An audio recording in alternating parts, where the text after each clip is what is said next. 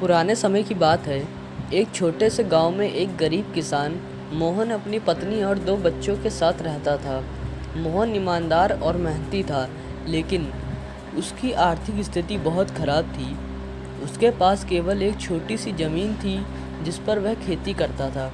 एक दिन मोहन अपनी ज़मीन पर हल चला रहा था। अचानक उसके हल का फल ज़मीन में किसी कठोर वस्तु से टकराया। मोहन ने उत्सुकता से उस जगह को खोदा और उसे एक पुराना धूल भरा बर्तन मिला। उसने बर्तन को साफ किया और देखा कि वह सोने के सिक्कों से भरा हुआ था। मोहन बहुत खुश हुआ, लेकिन उसकी ईमानदारी ने उसे यह सोचने पर मजबूर कर दिया कि यह सिक्के उसके नहीं हैं। मोहन बर्तन को लेकर गांव के मुखिया के पास गया और सारी बात बताई। मुखिया ने मोहन की ईमानदारी की प्रशंसा की और कहा, मोहन, तुमने बहुत ही नेक काम किया है। यह सिक्के तुम्हारे ही हैं क्योंकि तुम्हें यह तुम्हारी ज़मीन से मिले। मोहन ने मुस्कुराते हुए धन्यवाद दिया और बर्तन को लेकर घर वापस चला गया। वह सोचने लगा कि अब वह अपनी ज़मीन का विस्तार कर सकेगा और अपने बच्चों को अच्छी शिक्षा दिला सकेगा।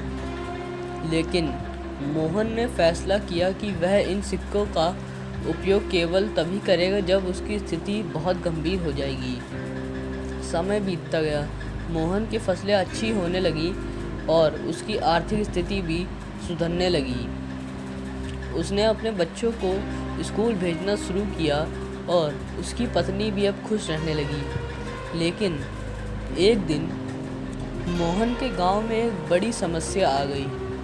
गांव में भयंकर बाढ़ आ गई और कई लोग बेघर हो गए। मोहन ने सोचा कि अब समय आ गया है कि वह उन सोने के सिक्कों का सही उपयोग करे। उसने बर्तन से सिक्के निकाले और गांव के मुखिया के पास गया। उसने मुखिया को सारे सिक्के दान कर दिए ताकि गांव के लोगों की मदद हो सके। मुखिया और गांव वाले मोहन की उस उदारता से बहुत प्रभावित हुए और उन्होंने मोहन को अपना नेता चुन लिया। मोहन की ईमानदारी और उदारता ने उसे गांव का सबसे सम्मानित व्यक्ति बना दिया। उसकी कहानी पूरे क्षेत्र में फैल गई और लोग उसे एक प्रेरणा मानने लगे। इस प्रकार मोहन की ईमानदारी ने न केवल उसकी बल्कि उसके पूरे गांव की तकदीर बदल दी। सच ही कहते हैं, ईमानदारी का फल मीठा ही होता है। इस कहानी से हमें यह सीख मिलती है कि ईमानदारी और उदारता हमेशा अच्छे फल देती है, चाहे वह किसी भी परिस्थिति में हो।